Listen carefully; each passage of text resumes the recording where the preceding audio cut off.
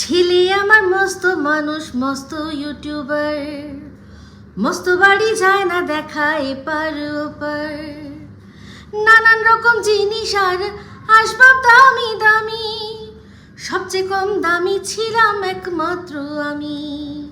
ছেলের আবার আমার প্রতি অগাধ সম্ভ্রম, আমার ঠিকানা তাই বৃদ্ধাশ্রম। হাই, আমি Ipsita, welcome back to my channel. চলে এসেছি আবার একটা নতুন ভিডিও নিয়ে। তো বুঝতেই পারছেন গানের কথাগুলো একটু এদিক ওদিক, কারণ সারেগামায় রয়েছে। তো যেভাবে বেস্ট চেষ্টা করলাম কপিরাইট না পেয়ে আজকে ভিডিওর যে বিষয়টা নিয়ে কথা বলবো, সেই কন্টেন্ট রিলেটেড যে বিষয়টা নিয়ে কথা বলবো সেটা নিয়ে একটু টাচ দেওয়ার জন্য। তো সেই জন্যই আজকে এই গানটা নচিকেতার, মানে আমার মনে হয় বেস্ট, আমার কাছে বেস্ট এই গানটা। এত সুন্দর আবেগ দিয়ে, এত সুন্দর কথা দিয়ে, এত সুন্দরভাবে বুঝিয়েছেন উনি এই গানটার মাধ্যমে। তো আমার যতবার শুনি ততবার হৃদয় ছুঁয়ে যায়। তো এই গানটা আজকে ভিডিওর মধ্যে কাকে নিয়ে করলাম, কাকে ডেডিকেট করলাম, অবশ্যই গানটা এখন ভিডিওটা হচ্ছে সন্দীপকে নিয়ে। সন্দীপের ভিডিও দেখেছি, আর গতকালের টিনের ভিডিওর মধ্যে থেকে বেশ কিছু জিনিস আমার বলা বাকি ছিল, সেগুলো অবশ্যই আপনাদের সামনে আজকে তুলে ধরবো। তো হ্যাঁ, বৃদ্ধাশ্রম। বাবা মা সন্তানকে জন্ম দিয়ে লালন পালন সব কিছু করে অনেকাংশেই দেখা যায় যে তাদের অনেকেরই শেষ ঠিকানা বৃদ্ধাশ্রমে হচ্ছে। তো সেখানে এই সন্দীপের যে ভিডিওটা দেখলাম, সেখানেও বেশ কিছু কথাগুলো এমন বলেছে, তাতে পুরো মনে হলো যে না, এখনও মনে হয় অনেক বৃদ্ধাশ্রমই খালি থাকবে, কারণ এরকম ধরনের কিছু ছেলে বা সন্তান এখনও রয়েছে। যদিও এটা বলতেই হবে যে এখনকার দিনে বেশিরভাগ মেয়েরা কিন্তু বাবা মাদের পাশে দাঁড়াচ্ছে, বাবা মার জন্য যতটা তারা পারছে তাদের ঘর সংসার সমস্ত কিছু বাঁচিয়েও তারা করছে। কিন্তু তাছাড়াও এরকম অনেক সন্তান দেখছি যারা কিনা বাবা মায়ের জন্য যা করছে, বাবা মায়ের ভালোবাসার যা প্রতিদান দিচ্ছে, সেটাও দেখার মতো, নজিরবিহীন। তো যাই হোক, যখন এই নজিরবিহীন কথা উঠলো, তাহলে আগেরটা আগে সেরে নিই, সেটা হচ্ছে টিনের ভিডিও। তো গতকাল টিনের ভিডিওর মধ্যে থেকে বেশ কিছু কথা বলা হয়নি। তার মধ্যে দেখুন, চিন্তা করে দেখুন, নাইটিগুলো, এখন যে নাইটিগুলো পরছে, এই নাইটিগুলো কিন্তু এর আগে আমাদের দেখায়নি। এই যে ঘোনাবাড়ি থেকে যে ব্যাগ গুছালো, সেই গুছিয়ে যেসব নাইটিগুলো সেখানকার জন্য বরাদ্দ ছিল, এখন কিন্তু এখানে সেই নাইটিগুলো এসে গেছে। বুঝতে পেরেছেন কি? মানে এবার তার মানে কি হবে, সাজন চলে শ্বশুরাল, মানে এবার কি ঘর জামাই হতে চলেছে। কি জানি, ভগবান জানে, যখন হবে সেটা তখন নিশ্চয়ই বলবো। এখন তো আমরা শুধু অনুমান করতে পারি। তো এই যে নাইটি একটা কালকে দেখলাম, অরেঞ্জ কালারের ছাপা নাইটি, এটা যদি কিনতো মানে এটা যদি এখান থেকে কিনে এখানে পড়তো, এর আগে আমাদের কিন্তু নিশ্চয়ই দেখাতো, এই যে নাইটি কিনেছি এটা, কন্টেন্ট হিসাবে ব্যবহার করতো। কিন্তু সেটা করেনি, কারণ এটা তো এখানকার জন্য বরাদ্দই নয়। তাই জন্য এটা কিনে গুছিয়ে নিয়ে যেখানে যাওয়ার সেখানে চলে গেছিলো, আবার যেখান থেকে এখন আর দরকার নেই সেখান থেকে চলে এসছে। আশা করি বোঝাতে পারলাম। তাছাড়াও একটা দেখলাম সি গ্রিন কালারের একটা নাইটি পরে একটা রিলসের মধ্যে একটা ছবি দেখলাম, সেই নাইটিটাও কিন্তু কেনা আমাদের এখানে দেখায়নি। তো তারপর হচ্ছে গিয়ে আরেকটা কথা মারাত্মক, সেটা হচ্ছে গিয়ে শুনলাম যে টিন নাকি একবেলা খায়, তাও আবার কি শুধু লাঞ্চ করে, ব্রেকফাস্ট আর ডিনার করে না।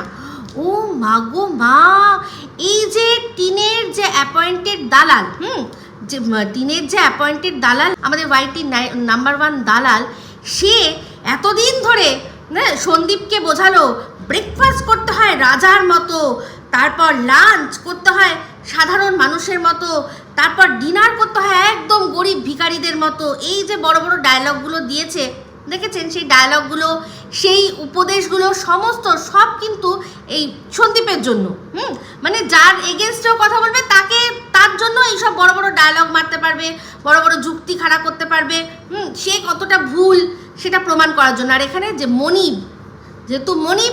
যেহেতু সেখান থেকে তার ব্রেড বাটার চলে, সেহেতু তার বেলায় এটা আর কোনোভাবে তাকে বলবেও না, ভিডিওর মধ্যে ভুলে বলবে না, তবা কোনোদিনও বলবে না যে এটা কি করছিস, ব্রেকফাস্ট তো খেতে হয় রাজার মতো, তুই ব্রেকফাস্ট স্কিপ করছিস, তাও আবার ওই হারবাল খেয়ে কাউয়া উড়িয়ে। তোর তো প্রচণ্ড ক্ষতি হয়ে যাবে। সেটা বলার ক্ষমতা তো নেই, সেটা বলার ক্ষমতা নেই।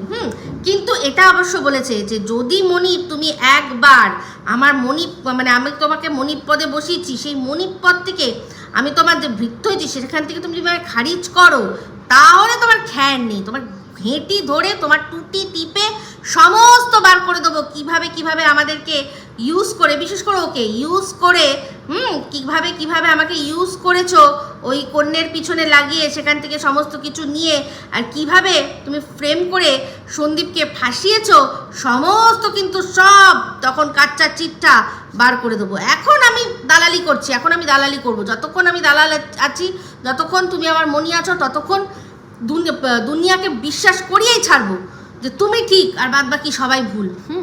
কিন্তু যেই মুহূর্তে পান থেকে চুন খসবে, তোমার খ্যান নেই। তো যাই হোক, এই যে গানটা গাইছিলাম বৃদ্ধাশ্রমে, বললাম যে আজকাল অনেক মেয়েরাও কিন্তু বাবা মায়ের পাশে এসে দাঁড়ায়।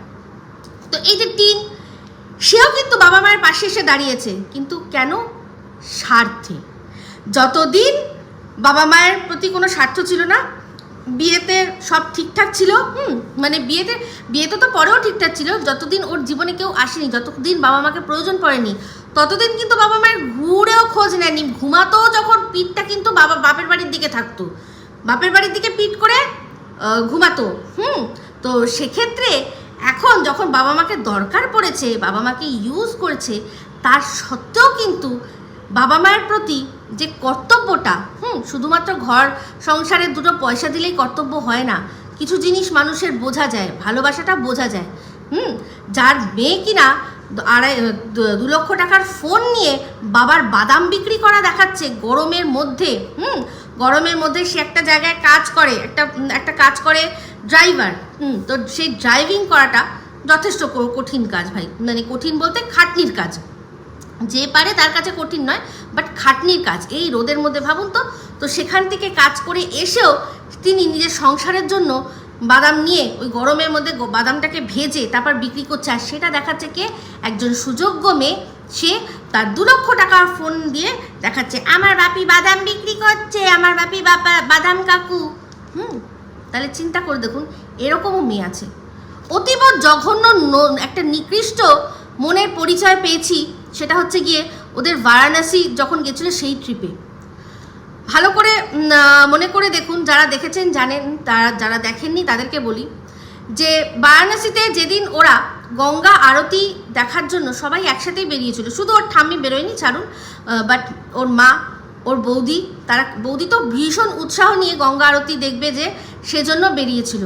সেখানে বেরিয়ে কি বলল যে আমি চলে যাচ্ছি সোনাইয়ের সাথে, আমি সোনাইয়ের সাথে যাচ্ছি বোটে করে, আমি গিয়ে গঙ্গা আরতিটা দেখবো, সেটা শ্যুট করবো।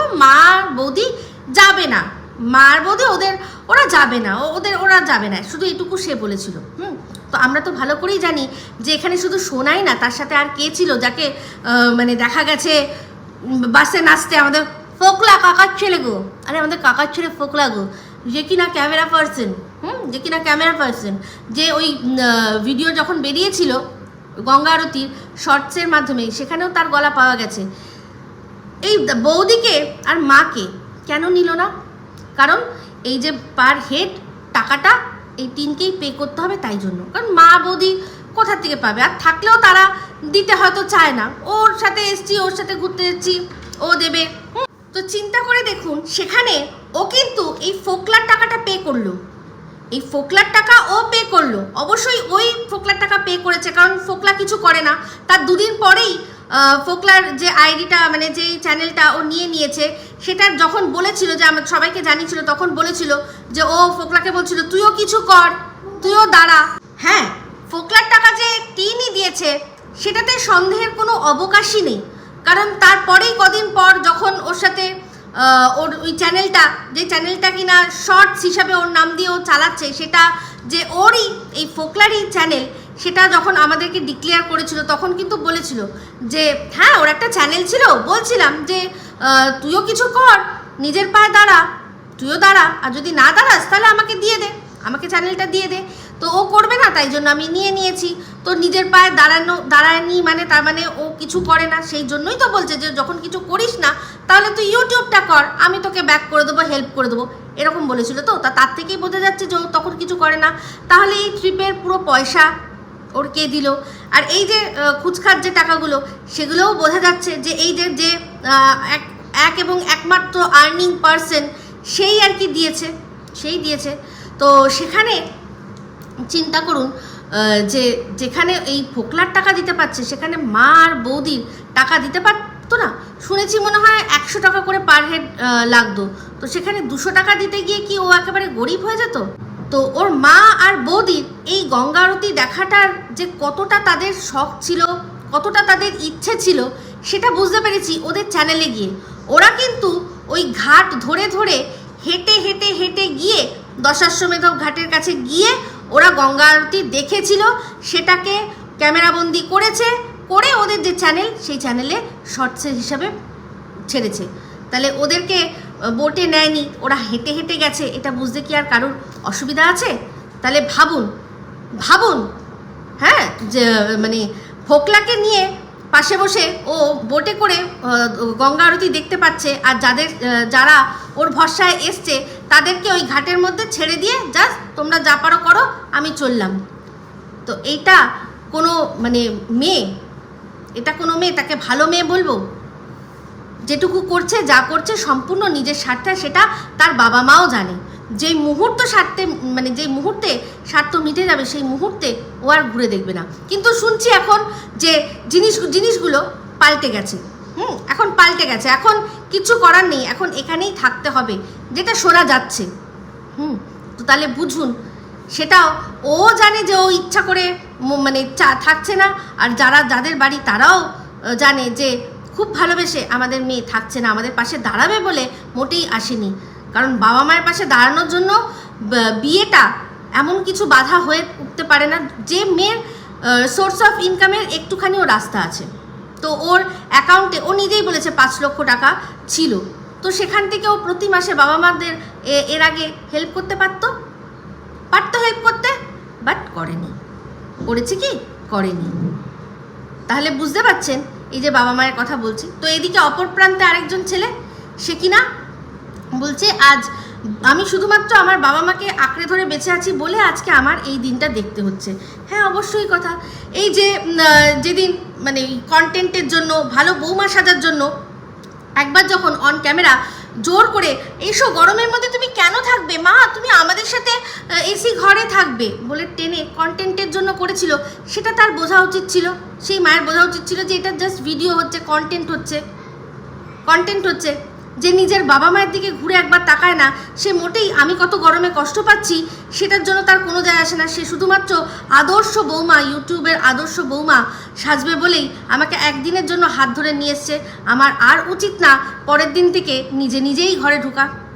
সেটা সে যদি বুঝতে পারতো যে কোনটা আসল ভালোবাসা আর কোনটা নকল মেকি জিনিস, তাহলে আজকে মনে হয় এই দিনটা দেখতে হতো না। বা সন্দীপও যদি বলতে পারতো যে না মা, আমার তুমি বড় করে দিয়েছো, বিয়ে দিয়ে দিয়েছো, নিজেই দেখে শুনে বিয়ে দিয়ে দিচ্ছ, এবার তুমি প্লিজ যাও, এবার আমার সমস্তটা সব কিছুটা আমার বউয়ের জন্য। এরকম প্রচুর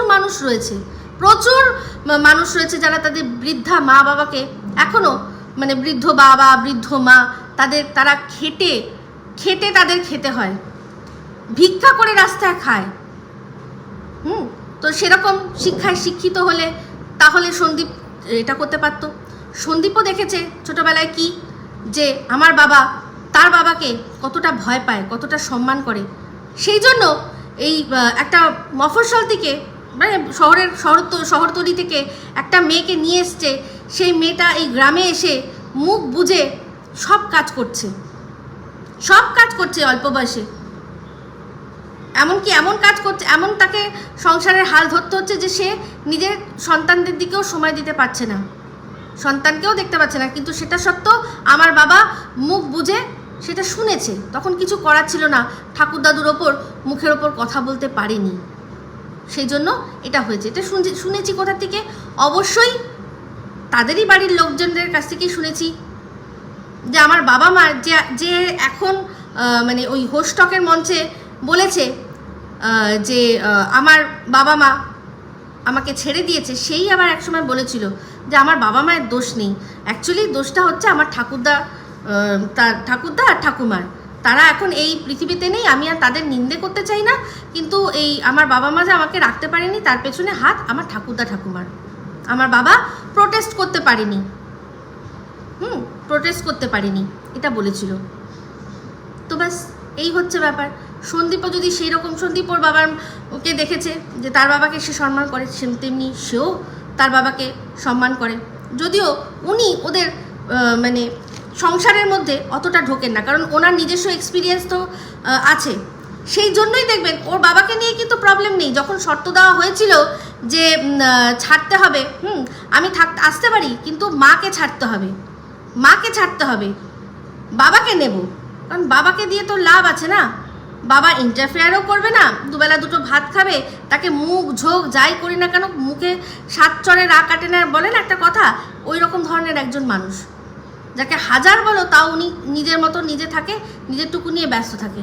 উনি কোনো দিকে আমাদের ইন্টারফেয়ারেন্স করবে না, উল্টে বাজার করে দেওয়া, বাচ্চাকে স্কুলে দিয়ে দেওয়া, এই যে কাজগুলোর জন্য লোককে পারিশ্রমিক দিয়ে রাখতে হয়, সেই কাজগুলো মানে বিনা মূল্যে পাবো। আর তার ওপর খুব মানে বিশ্বস্ত মানুষ, কারণ লোকে এখন পয়সা দিয়ে লোক রেখেও তাকে বিশ্বাস করতে পারে না, কারণ প্রচুর কাজের লোকের হাতেও কিন্তু বাড়ির বাচ্চারা অ্যাবিউজ হয়েছে, বাচ্চাদের মারধর করা হয়েছে, তো সেরকম বিশ্বাস করতে পারে না। কিন্তু এখানে যদি শ্বশুরমশাই হয়, তা ভালো করে জানে যে সে বাচ্চাকে এইখানটা এরকম মাথার মুকুট করে রাখে, তো তার কাছে বাচ্চা সেফ থাকবে, আমাদের ঘরের কাজবাজগুলোও হবে, আর আমি নিজের মতো নিজের ফ্রি সংসারে আজকে রান্না করলাম, কালকে স্নান করলাম, পরশুদিন ঠাকুর দিলাম, যেভাবে হোক আমি আমার সংসার, আমি আমার মতো সেখানকার আমি রানী হয়ে থাকবো।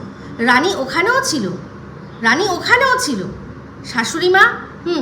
শাশুড়ি মা রান্না বান্না কোনো দিকে যে তাকে ঘেঁচতে দিত না, সেটা বোঝাই যায়। আজকে একটা না সবজি চেনে, না কলা চেনে, না মাছ চেনে, রান্না করে ঢুকলে তবে না চিনবে কোনটা কি, চিনতেই হয়নি।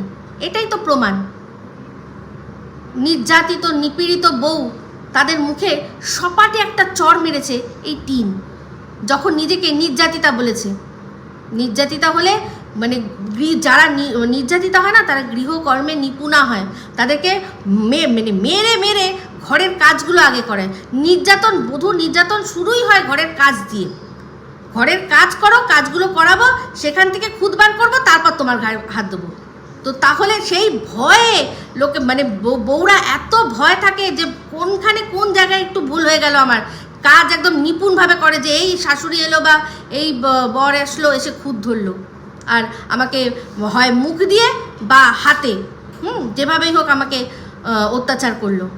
বাট এই হাসি পায়, বললাম না, সপাটে চর সেই সব মেয়েদের মুখেও মেরেছে যারা কিনা সত্যিকারের ডোমেস্টিক ভায়োলেন্সটাকে ফিল করেছে, যারা তার মধ্যে দিয়ে গেছে। তো যাই হোক, সন্দীপের ভিডিও সম্পর্কে এটাই বলি যে সন্দীপ যে কথাগুলো বলেছে, প্রথমত ভিডিওটা খুবই সুন্দর হয়েছে, কিন্তু ওই যে এখন আমাদের কৃষাণুকে মিস করি, কিন্তু তাও দেখলাম আমাদের কৃষাণু বাবার চরণ যুগল সেটুকু দেখা গেছে, সেটাই যথেষ্ট। তো ওর জুতো দেখলাম ছোট হয়ে গেছে বলে নিজেই লাত মেরে ফেলে দিল, একদম লাত মেরে ফেলে দিল যে এটা আর চলবে না। রান্নাবান্না, লাউ চিংড়ির রেসিপি, এইসব এই দিক দিয়ে এখন যেহেতু কৃষাণু একটু ভিডিওর মধ্যে কম আসছে, তার মধ্যে যদি একটু এই রেসিপিগুলো থাকে, তাহলে অনেক মানুষই সমৃদ্ধ হবে, যে চলো শেখার মতো কিন্তু জিনিস রয়েছে, শেখানো। যারা নতুন রান্না করছে, যারা জানে না, তাদের কাছে এটা একটা অবশ্যই রেসিপিগুলো শিক্ষণীয়। তো ভিডিও মানে যেরকম হয় ভালোই হচ্ছে, খুব ভালো হচ্ছে। মিস করছি অবশ্যই কৃষাণুকে, কিন্তু তা বলে মানে এমন ব্যাপার নয় যে দেখা যাচ্ছে না। তো কৃষাণু, এটাই বোঝা যাচ্ছে যে কৃষাণু ওর কন্টেন্ট ছিল না, কৃষাণু ওদের কন্টেন্টের একটা অংশ ছিল, যে অংশটা এখন নেই, তাও কিন্তু ব্লগটা চলছে, ভালো লাগছে, তার প্রেজেন্স তো আছে, সে ভালো আছে, তার গলা শুনে, তার কথা শুনে তো বুঝতে পারছি, ব্যাস দ্যাটস ইট। যেটা কমিটমেন্ট করেছে একজন বড় দিদি হিসাবে, একজন বলেছে যেটা মানে করতে বলেছে, ওটা ও শুনছে, ঠিক আছে। বাট আমি এটাকে আমি মানতে পারি না। কারণ হচ্ছে গিয়ে যদি সবার বাচ্চা দেখানো হয় তাহলে আমার বাচ্চা কেন দেখানো হবে না? আর যেখানে যে বলছে যে আমার বাচ্চাকে কেন দেখানো হচ্ছে শিশু সুরক্ষা আইনে, সে আবার অন্যের বাচ্চাকে খালি গায়ে দেখাচ্ছে, তো সেক্ষেত্রে তো বলতেই হবে যে এটা ভণ্ডামি। তো যাই হোক, যেটা বলছিলাম, তারপর সন্দীপ বলল কিছু মনের কথা। সেই মনের কথার মধ্যে এই কথা যেটা আমি বললাম, তো হ্যাঁ সন্দীপ, তোমার প্রশ্নের উত্তর দিতে চাই। তুমি যে বললে যে বিয়ে করেছি বলে কি মা বাবাকে ছেড়ে দিতে হবে? না, দেখো সবচেয়ে ভালো হয় যারা দুপক্ষকে ব্যালেন্স করে চলতে পারে। আমি তো এত বছর ধরে জানতাম যে তুমি সুন্দর ব্যালেন্স করেই রেখেছো, এটা তো জানতাম। এবার পরবর্তীকালে প্রথমে জানলাম যে তুমি অপারগ বউকে ভালোবাসা দিতে, তাকে বিশেষ করে বিছানায় ভালোবাসা দিতে তুমি অপারগ, তাই না? তো যাই হোক, এখন আবার শুনতে পাচ্ছি যে তুমি এত পারগ হয়ে গেছো যে একসাথে 4-5 জনকে একসাথে সামলাচ্ছ। তো কোনটা আসল কোনটা নকল সে তো সবাই জানে, সবাই বুঝতে পারছে, সবটা বুঝতে পারছে। তো যাই হোক, একটা কথা তোমাকে বলি, এর উত্তরটা দিই যে বাবা মাকে কি ছেড়ে দিতে হবে? না, আমাদের দেশের আইন এখন বলছে যে যদি কোনো স্ত্রী জোর করে কোনো পুরুষকে, মানে তার স্বামীকে, যে তোমার বাবা মাকে ছেড়ে তবে আমার সাথে সংসার করতে হবে, তাহলে চাইলেই সেই পুরুষটা সেই স্ত্রীর কাছ থেকে ডিভোর্স নিয়ে নিতে পারে। আইন এইটুকু রাস্তা করে দিয়েছে, এইটুকু সুবিধা আমাদের মানে দেশের সেসব পুরুষদের জন্য করে দিয়েছে যারা কিনা বিয়ের পরেও বাবা মাকে বাবা মায়ের স্থানে সেই আসনেই রাখতে চায়। ঠিক আছে? তো যাই হোক, এই হচ্ছে ব্যাপার। এই অবধি আমি তোমাকে বলে গেলাম। তো যাই হোক, এই সব মানে এই কথাগুলোর সবশেষে একটাই কথা, যেটা তুমিও ভিডিওর মধ্যে বলেছো যে আমার বাচ্চা আমার কাছ থেকে কি শিখবে। আমি যদি আমার বাবা মার টেক কেয়ার করি, আমি যদি আমার বাবা মাকে ভালোবাসা দিই, আমি যদি আমার বাবা মাকে সসম্মানে রাখি, তাহলে আমার বাচ্চাও কিন্তু শিখবে। পরবর্তীকালে সেও আমাকে সেই বাবার সম্মান, সেই ভালোবাসা, রেসপেক্ট সব দিয়ে আমার জীবনের শেষ দিনটুকু অবধি আমার সাথে থাকবে। এটাই তো আশা করা যায়। আর সত্যি কথা বলতে, তুমি একজন সোশ্যাল মিডিয়া ইনফ্লুয়েন্সার, তোমাকে দেখে আরও 10 জন মানুষ শিখবে যে হ্যাঁ দেখো, বাবা মাকে এরকমভাবেও রাখা যায়। তো সেখানে অন্যায়ের সাথে আপোষ করে নয়। আর বাবা মা জন্ম দিয়েছেন, বড় করে দিয়েছেন, এবার তাদের দায়িত্ব শেষ হয়ে গেছে, টাটা বাই বাই, তোমরা চলে যাও বৃদ্ধাশ্রম। এইরকম শিক্ষায় যে তুমি শিক্ষিত হওনি, সেটা খুব ভালো লাগে। আর যারা এইরকম শিক্ষায় শিক্ষিত, তাদের জন্য আমার কিছুই বলার নেই, তাদের জন্য তাদের কর্মা অপেক্ষা করছে। যেরকম একটা গল্প আছে, শুনেছিলে তো, যে একজন বাবা, মানে একটা ছেলে তার বাবাকে হত্যা করে তারপর সেটা তার ছেলে দেখেছে। তারপর বাবাকে ঠিকানা লাগাবে বলে মাটি খুঁড়ছে, তখন দেখছে পাশে তার ছেলেও মাটি খুঁড়ছে। তো সেখানে জিজ্ঞাসা করছে, তুমি মাটি খুঁড়ছো কেন? তখন বলছে যে এই যে তুমি যেরকম দাদুকে চাপা দেবে, তেমনি আমিও পাশে একটা মাটি গর্ত খুঁড়ে রাখছি, কারণ তুমিও যখন বুড়ো হবে তোমাকেও তো আমাকে এখানে চাপা দিতে হবে না। তো সেই রকম এইটাই হচ্ছে ব্যাপার। অনেক বড় গল্প, আমি ছোট করে জাস্ট বললাম। তো এই হচ্ছে ব্যাপার, যে বাচ্চা যা দেখবে তাই শিখবে। তুমি বাবা মাকে ভালোবাসা দিচ্ছ, তোমার ছেলেও পরবর্তীকালে তোমার জন্য ভালোবাসার উপহার, ভালোবাসাই সাজিয়ে রাখবে। ঠিক আছে? তো যাই হোক, এই বলে ভিডিওটা এখানে এন্ড করছি। যদি ভালো লাগে তাহলে অবশ্যই লাইক, শেয়ার, কমেন্ট করতে ভুলবেন না। আর যারা চ্যানেলটা সাবস্ক্রাইব করেননি তারা সাবস্ক্রাইব করে নেবেন।